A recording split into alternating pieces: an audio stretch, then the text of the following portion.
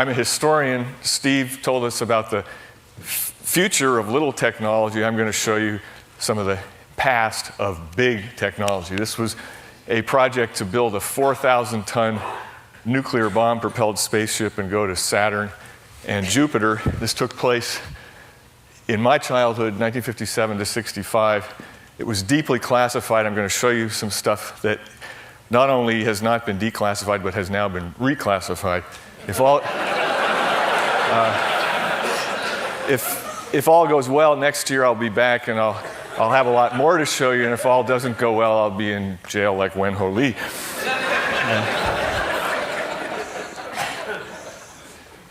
So this ship was basically the size of the Marriott Hotel, a little taller and a little bigger.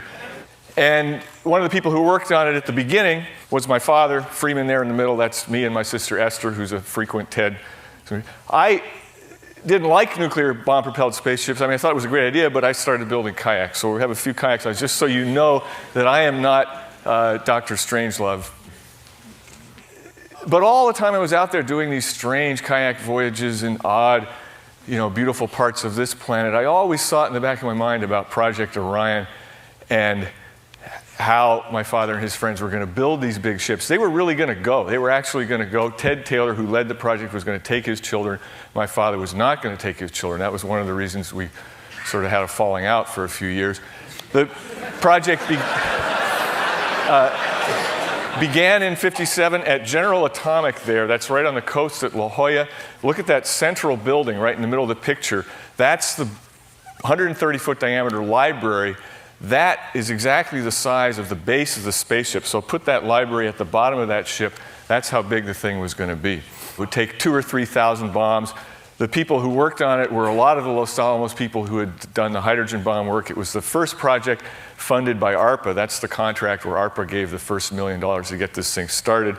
Spaceship project officially begun, job waiting for you, Dyson. That's July '58. 2 days later, a Space Traveler's Manifesto explaining why, just like we heard yesterday, why we need to go into space. Trips to satellites of the outer planets, August 20th, 1958. These are the statistics of what would be the good places to go and stop. Some of the sizes of ships ranging all the way up to ship mass of 8 million tons. So that was the outer extreme. Here was the version 2, 2,000 bombs. These are 5 kiloton yield bombs, about the size of small Volkswagens. It would take 800 to get into orbit. Here we see a 10,000-ton ship will deliver 1,300 tons to Saturn and back. Essentially a 5-year trip. Possible departure dates, October 1960 to February 1967. This is trajectories going to Mars. All this was done by hand with slide rules. The little Orion ship and what it would take to do what Orion does with chemicals. You have a ship the size of the Empire State Building. NASA had no interest. They tried to kill the project. The people who supported it were the Air Force, which meant that it was all secret. And that's why when you get something declassified, that's what it looks like.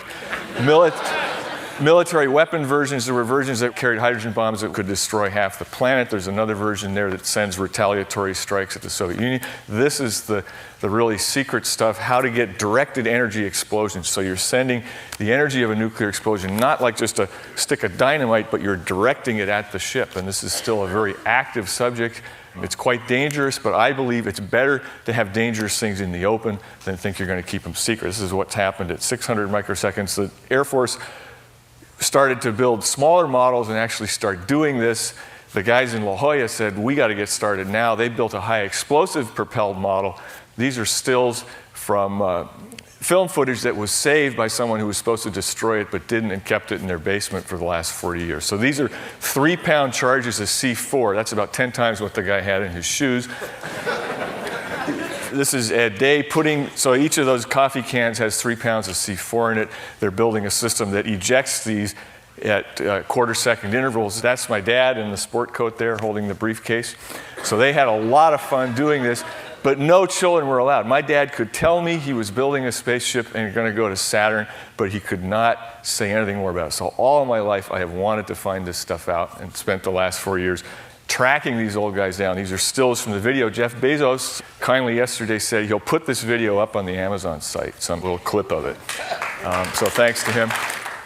They got quite serious about the engineering of this, the size of that mass, thrust, these really large technology in a way that we're never going to go back to. If you saw the 1959, this is what it would feel like in the passenger compartment. That's acceleration profile.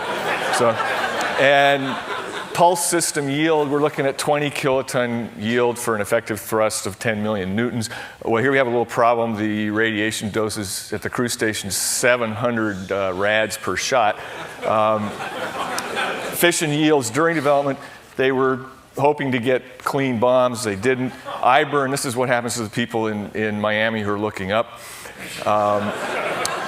Personnel compartment noise, that's not too bad. It's very low frequency. It's basically like these subwoofers. Now we have ground hazard assessments, and you have a blow up on the pad. Finally, at the very end, 1964, NASA steps in and says, okay, we'll support a feasibility study for a small version that could be launched with Saturn V's in sections and pieced together. So this is what NASA did, getting a 8-man version that would go to Mars. They liked it because the guys could kind of live there, like living in a submarine. This is crew compartment. It switches, so what's upside down is right side up when you go to artificial gravity mode. The scientists were still going to go along. They would take 7 astronauts and 7 scientists. This is a 20-man version for going to Jupiter. Bunks, storm cellars, exercise room. It was going to be a nice long trip. The Air Force version here, we have a military version. This is the kind of stuff that's not been declassified, just that people managed to sneak home and after, on their deathbed basically gave me. The sort of artist conceptions, these are basically PowerPoint presentations given to the Air Force 40 years ago. Look at the little guys there outside the vehicle. And one part of NASA was interested in but the headquarters at NASA, they killed the project. So finally, at the end, we can see that the thing followed its sort of design path right up to 1965. And then all those paths came to a halt. Results, none. This project is hereby terminated. So that's the end. All I can say in closing is we heard yesterday that one of the 10 bad things that could happen to us is an asteroid with our name on it. And one of the bad things that could happen to NASA is if that asteroid shows up with our name on it 9 months out, and everybody says, well, what are we going to do? And Orion is really one of the only, if not the only, off-the-shelf technologies that could do something. And so I'm going to tell you the good news and the bad news. The good news is that NASA has a small, secret contingency plan division that is looking at this, trying to keep knowledge of Orion preserved in the event of such a misfortune, maybe keep a few little bombs of plutonium on the side. That's the good news. The bad news is when I got in contact with these people to try and get some documents from them, they went crazy because I had all this stuff they don't have. And NASA purchased 1,759 pages of this stuff from me. So that's the state we're at. It's not very good.